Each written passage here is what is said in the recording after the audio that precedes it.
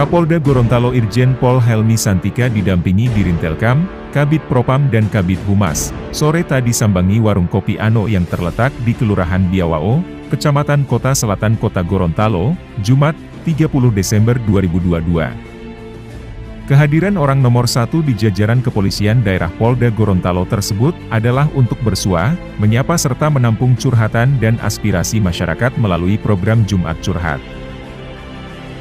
Kegiatan Jumat Curhat ini merupakan salah satu program Quick Wins Kapolri untuk mendengar langsung permasalahan atau keluhan yang dirasakan masyarakat. Hal ini disampaikan Kapolda Helmi saat diwawancarai oleh awak media usai kegiatan tersebut.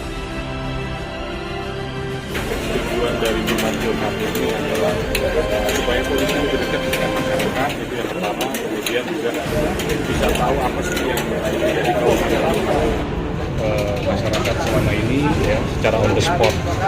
Memang dilakukan serentak Polres-Polres di Gorontalo.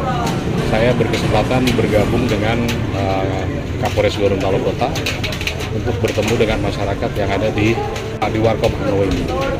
Ya tadi, supaya lebih dekat lah polisi dengan masyarakat. Alhamdulillah komunikasinya bagus dan mudah-mudahan ini menjadi modal yang baik buat kita semua di Gorontalo, ke depannya menjadi lebih